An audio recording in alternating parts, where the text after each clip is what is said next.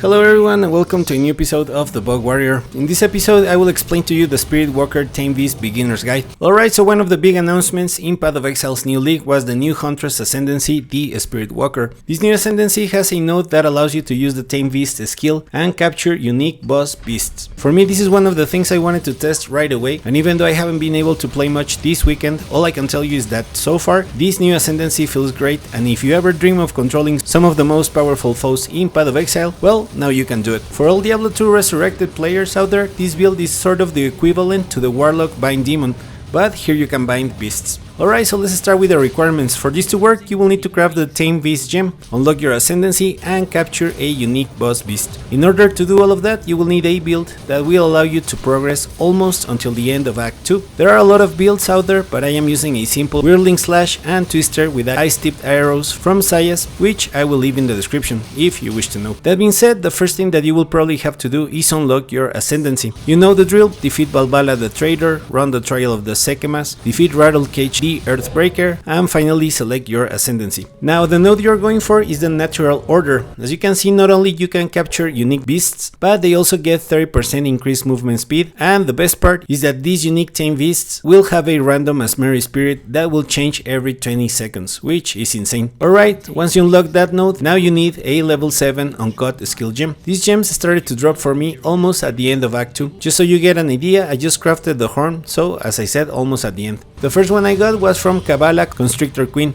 Once you get it, craft the Tame Beast gem and assign it to one of your controls. With this setup in place, all that is left is capturing a unique boss beast. I am planning on creating a full showcase of all the available unique beasts that you can capture, but for now my first option was the Rathbreaker. Okay, so in order to capture a unique boss beast, you will need to mark the boss with the Tame Beast skill. What this will do, in simple words, is conjure a wisp that will mark the boss. This wisp will be alive for 9.2 seconds, meaning that's all the time you've got to defeat the boss. If you fail to defeat the boss during this time, you will need to cast it again. You will know that the skill is active if you see the blue orbs or sparks around the unique boss. If you do everything right and slay the boss on time, the boss will appear immediately, but now as your minion. Please note that in order to activate the capture boss, you will need at least 42.3% of your spirit in order to work, so be sure to have that amount of spirit free before summoning. If everything is done correctly, as I mentioned before, the unique boss will appear, and from now on you can enjoy one of the smoothest builds in Path of Exile 2. The unique boss itself will have powerful attacks. Here, for example, Rathbreaker has a charge and a lot of sword attacks, as you know. However, since the Azmeri Spirits appear at random every 20 seconds, this build becomes very easy to play. I still haven't perfected the build by any means. I'm still using my Twister build that I used to level up, but as you can see, you have no problems dealing with huge groups of enemies. However, where this build probably excels is at defeating other bosses. There are many reasons, but since you're facing a single target, the attacks don't stop, meaning you scale your damage fast. Here, as you can see, Azarian, the Forsaken Son, goes down fast, and I'm not even using the War Banner or anything that could help Rathbreaker. So that is it. I wanted to share this with you guys because if you're still deciding which build to run or you're just getting started, this new capturing unique bosses skill might interest you. If you're using the Tame Beast already, please share with us which unique boss you have captured so far, and I will do my best to showcase them. We reached the end of the video. Thank you very much for watching. If you made it this far and found that video interesting or useful, please consider to share, like, comment, or subscribe, and I will see you in the next one.